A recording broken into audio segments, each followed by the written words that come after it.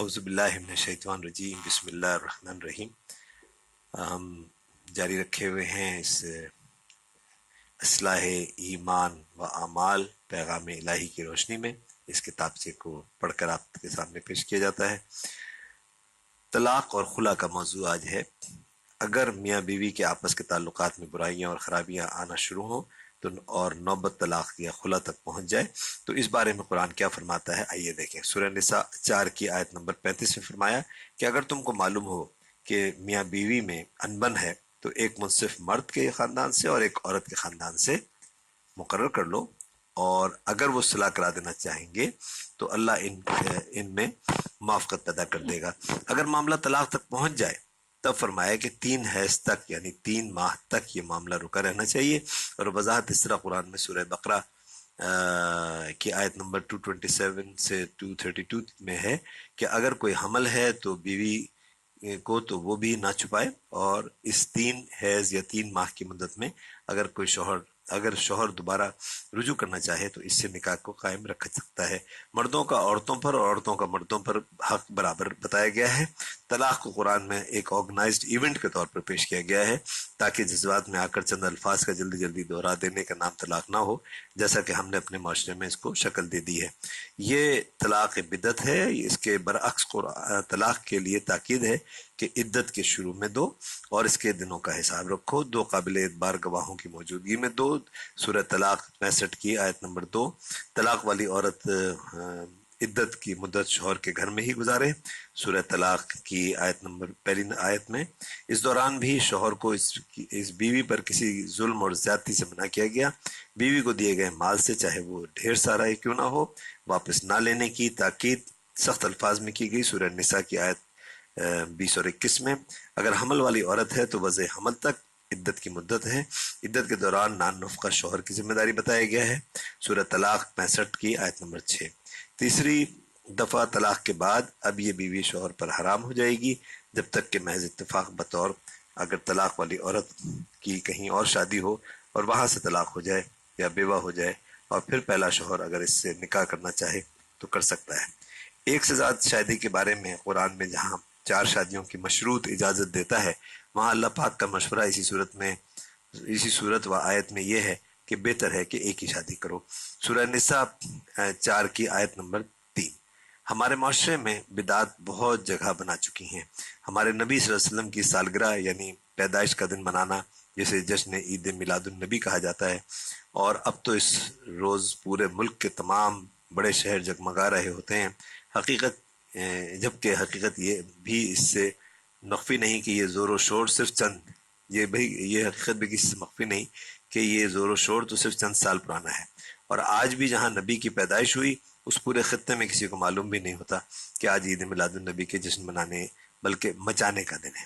وجہ یہ ہے کہ یہ بدعت ہے، اور بدعت ہر ایسے عمل کو کہتے ہیں جو ثواب سمجھ کر کیا جائے لیکن اس کی سند نہ تو قرآن و سنت سے ملتی ہو اور نہ صحابہ کرام سے، جبکہ مستند حدیث میں تو یہ آتا ہے کہ دین میں ہر نئی بات بدعت ہے، ہر بدعت گمراہی ہے اور ضلالت ہے، اور ہر ضلالت جہنم کی طرف لے کر جانے والی ہے۔ یہ وہ حدیث ہے جو کہ ہر جمعے کے خطبے میں آپ سنتے ہیں، حدیث مسلم ترمذی سے لی گئی ہے۔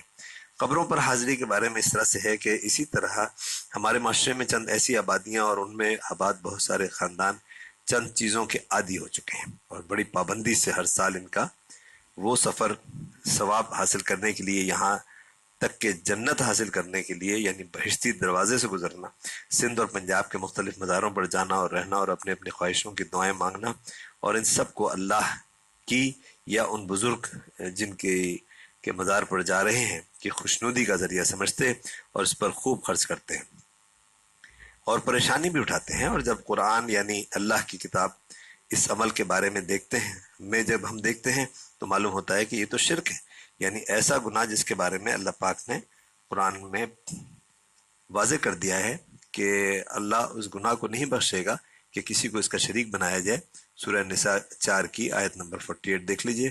لیکن افسوس اس بات کا ہے کہ ہماری قوم نے اس قرآن کو چھوڑ رکھا ہے، اور اگر پڑھتے بھی ہیں تو ناظرہ یعنی عربی میں پڑھ کر اور بغیر اس عربی کا مطلب سمجھے چھوڑ دیتے ہیں، گویا سمجھنے اور عمل کرنے کے حساب سے تو انہوں نے قرآن کو پڑھا ہی نہیں، تو پھر عمل میں کیسے فرق آ سکتا ہے؟ وہ تو وہی عمل کیے جا رہے ہیں جس پر اپنے باپ دادا کو چلتے دیکھا، حالانکہ اگر ان کے باپ دادا سری گمراہی پر ہوں اور جہنمی ہو چکے ہوں تب بھی۔ یہ سورہ بقرہ کی آیت نمبر 170 آپ پڑھ کے دیکھ لیجئے۔ قبریں اور قبروں میں مدفون انسانوں کا معاملہ۔ قرآن میں کہا گیا ہے کہ تم مردوں کو جو قبروں میں مدفون ہیں انہیں سنا نہیں سکتے، سورہ فاطر 35 کی آیت نمبر 22۔ بطور سند قرآن میں حضرت عیسیٰ علیہ السلام کا وہ مکالمہ ہے کہ اللہ پاک نے ان سے جب پوچھا کہ کیا تم نے اپنی قوم سے کہا تھا کہ تمہیں یا تمہاری ماں کو پوجیں، تو حضرت عیسیٰ علیہ السلام نے فرمایا کہ اے اللہ تو پاک ہے، میں ایسا ہرگز نہیں کہہ سکتا تھا، جب تک تو نے مجھے اپنی قوم کے درمیان رکھا میں ان کی خبر رکھتا رہا، اور جب تو نے مجھے ان میں سے اٹھا لیا تو میں نہیں جانتا کہ وہ کیا کرتے ہیں، تو ہی ان کا مالک ہے، اب چاہے تو انہیں سزا دے اور چاہے تو انہیں بخش دے۔ یہ سورہ مائدہ جو کہ 5ویں سورت ہے کہ آیت نمبر 116 سے 116 سے 118۔ یعنی جب ایک نبی مرنے کے بعد اپنی قوم سے گویا کہ دنیا سے لا علم ہے، یعنی ان کی قوم انہیں کچھ سنا نہیں سکتی، تو پھر کسی نبی یا ولی اللہ کا سلام سننا، جواب دینا، قبر میں دنیاوی زندگی کی طرح زندہ رہنے کا تصور قرآن کے منافی ہے۔ قرآن ہمیں یہ بھی بتاتا ہے کہ ہمیں پیغمبروں میں ہرگز فرق نہیں کرنا چاہیے کون سب سے اعلیٰ و عرفہ ہے اور کون ان سے کم اور کون اس سے کے بعد۔ اس تقسیم سے اللہ پاک نے منع فرمایا ہے، بلکہ فرمایا کہ مومن تو وہ ہیں جو ہمارے انبیاء میں فرق نہیں کرتے۔ سورہ بقرہ کی آیت نمبر 285۔ ایمان آخرت پر، اس کے بارے میں اگر ہم دیکھتے ہیں تو اللہ پاک پر بھرپور اور قوی ایمان لانے کے ساتھ ہی روز آخرت پر ایمان لانے پر اتنا زور کیوں دیا گیا ہے؟ اس پر غور کیا جائے تو پتہ چلتا ہے کہ اگر انسان کو موت کی طرح یقین ہو کہ قیامت ایک دن آ کر رہے گی، اور قرآن کی روح سے اس دن جب اعمال جانچے جائیں گے تو ان کا شمار گنتی میں نہیں بلکہ وزن سے ہوگا، سورہ قاریہ 101 آیت نمبر 31۔